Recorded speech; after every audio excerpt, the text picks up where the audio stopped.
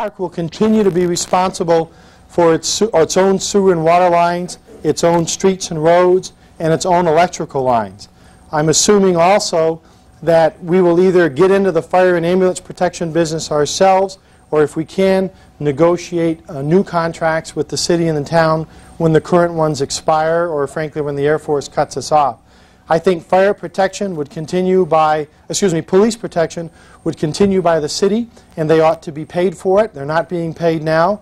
I don't think we should wait for a property to be sold. I think we should take a piece of the rental revenue that we're getting now and give it to the city for police protection as a payment in lieu of taxes.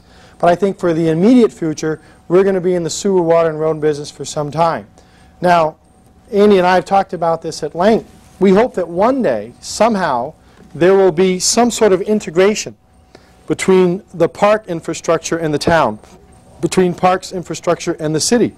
That there may someday come a way that maybe section by section we can take, as an authority, we can turn the infrastructure over to the town and agree that taxes will be paid or that payments in lieu of taxes will be paid, so that if they're plowing my streets, they get tax revenue for it.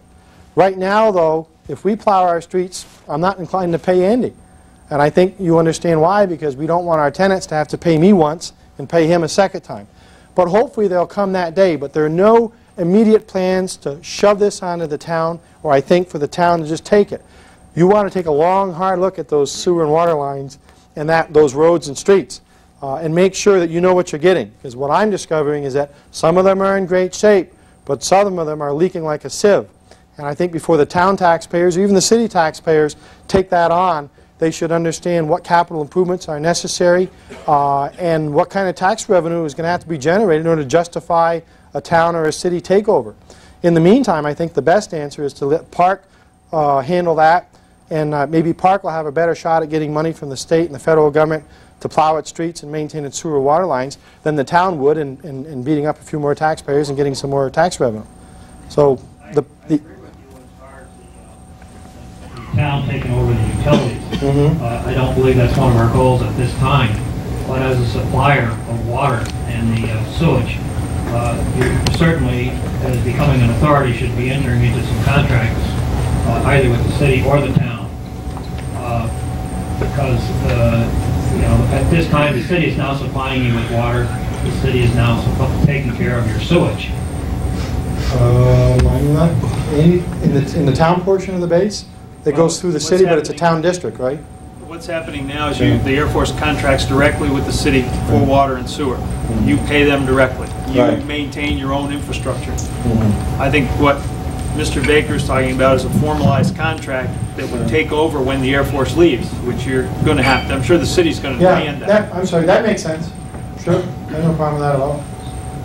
And that would be probably the way that we integrate it eventually, I guess. Another question. I want to give everybody a turn over here. Has a deadline been set when the authority will be formed? I mean, we keep talking about the forming authority, but have you really set a deadline as to when this authority will be formed? The record of decision, which has been signed by the Air Force, says that they give us until the end of December 1998 to become an airport authority. If we haven't done so at that time, the record of decision states that they will exercise their rights to have either a public auction or a negotiated sale. I understand that, but do you have a deadline? Do I personally have a deadline? Is there a deadline date set as to when this authority... Obviously, you're not going to wait for 11th hour. No, I think politically, from what I understand of the political process in Albany, we really ought to have this legislation introduced in January of this coming year, January '98, and hope that we can get it passed well before December. The other comment I have is there's so much bickering going on and trying to address the issues. No one seems to be coming to the table to sit at the same table to address all these issues. How on God's earth are you going to decide who's going to sit on the governing board of an authority? Well, let me say in defense of the governing jurisdictions and PARC, we have had, I think, 3 meetings, correct me if I'm wrong, Andy, between the supervisor, the mayor, the chairman of the legislature, and myself. Today's meeting, which occurred between the town, the city, and the county, I think they decided, and I didn't disagree, that they should meet by themselves without PARC, at least for this meeting. But I was able to give our position papers to them And my impression from today's meeting is that it was productive. Everybody was very candid and very frank about where they stood in these things. And I'm hoping that there'll be more meetings, if not between the chief elected officials and myself at PARC, then maybe their designees or maybe our respective boards or whatever it is. I think what you're going to see next is reactions to our position papers that we put out today, and you'll start to see some specific proposals. And I hope consensus develops. The next meeting, why don't you have a panel, a sample panel of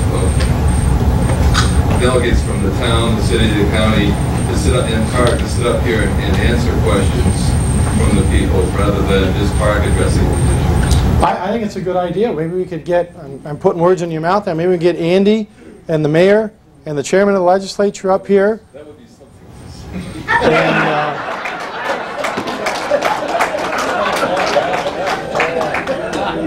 And we could charge admission. And my board would have me sitting at the table with the three of them, and I'd be the one that was hands tied and mouth gagged. Probably shoot me after this meeting for losing my temper. Why isn't that been done up to this point?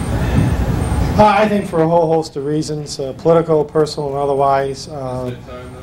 Well, I think it is. And the deadline's staring us in the face, and I think consensus. We had to get an election out of the way. And, you know, that's crazy season when it's election time. That's done. And I'm cautiously optimistic that we're going to make some real progress here. And I hope, you know, soon, before the end of the year. Andy? I had a couple things to that based on some comments that have been made. One of the things I think that was really critical, again, is the record of decision.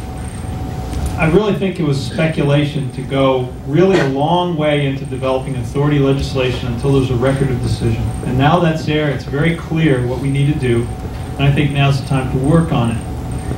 Lest everybody think nothing's really gone on, just two issues that have been talked about quite a bit tonight. One of them is zoning. The town of Plattsburgh has been doing a master plan and zoning update for a year now. It started in June, it's scheduled to end in March, probably a little after March. One of the things that, when we put that together, we did, was we invited PARC into that process as a part of the rezoning. And our master plan will include the base, and the master plan for the base will be essentially the reuse plan that's already been created. We've already decided that. It's just a framework of how to incorporate it into the zoning ordinance, so that when it comes time, what Mark talks about will fit right into our master plan, and it won't be any hardship. It will already be in place, and the base will become part of the, integrated into the town. The other thing that was talked about is utilities. I felt from the beginning that utilities and the roads were the crucial factor in this whole thing. I think you saw some numbers there on the cost of utilities and roads. You know, we've got over 3,000 acres of the base in the town of Plattsburgh, so we've got the majority of utilities and roads to deal with. And I think that's one of the keys that we're going to have to work with to make this thing successful in the long run. One of the things that's been done is PARC is involved right now in a utility study to evaluate water, sewer, storm sewer, and I think electrical and, yes, and telecommunications infrastructure. Out of that will come information on where do we go with all the utilities, and I think we're working with PARC on that now, and that's going to be a valuable document to help give us direction as we move forward on how these will be operated in the future. Okay, thanks, Andy. Folks, how do you feel about taking a break, or do you want to keep going? Finish up here, a couple more questions? Go ahead, over here. Yes, just one follow-up question on aviation. Could you speak to the condition of the hangars there? They're old, as I understand it, and this is, I'm certainly not trying to preach to the choir. As I understand it, you can't fit the new large aircrafts in the hangars, especially the old nose docks. The condition of the hangars, how expensive it is to heat, would you do that? And sure. The only other comment that I have here is that I have to say that it's unfortunate that PDIC and PARC didn't have these kinds of things before, public forums before, because I got to tell you, I've learned more tonight about the process and how this all works, the personalities involved, the human restrictions, if you will, on communications gaps. We're going to do You know more. what I'm saying? In fact, we're going to do, I think Denny's setting up the schedule now, we're going to do 4 more in 1998. For my friend who wonders why we're not at the base, we'll probably do one at the county building, one at the town hall, one at City Hall if they'll let us, and one out in the northern tier in Rouse's Point. Let me answer your question. We have 8 nose dock hangars, about 34,000 square feet apiece, and 1 large hangar, about 160,000 square feet. And they're not in great condition, but they're not in really bad condition either.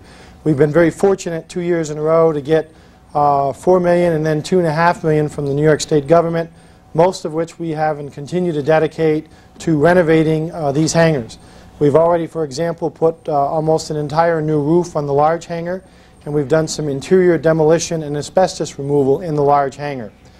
We haven't touched the nose dock yet, but we've got one lined up where we'll probably do some insulation work, so on and so forth. And the project on the hangar, as our federal funds come in, the EDA is going to give us some money. We'll end up insulating it, new electrical, new plumbing, new wiring. We're going to fix the door up. It'll be a very nice facility when we're finished. Interestingly enough, although there are a number of companies out there who have planes that do not fit in the nose dock and some that don't even fit very well in the large hangar, there are a whole bunch more whose planes do. For example, we're talking now to a company that I think owns a couple of dozen 727s, and I believe we can get 4 or 5 into the big hangar, 5 into the large hangar, and that's looking very good for us. I mean, there are uses, aviation uses for all of these hangar facilities. So what we're trying to do is to time the arrival of the prospective tenant with the money that we've gotten from the state, the money that we're going to get from the Economic Development Administration in Washington. And when these prospects show up, we're telling them, look, we've got a little money. Tell us what absolutely has to be done before you're ready to occupy. Negotiating a decent rent and then moving forward. So it's a challenge, but it's not an impossible situation. And with a little bit of luck, we'll have one of those hangars leased up fairly soon. A couple more questions, and I'll let you all go home. Over here.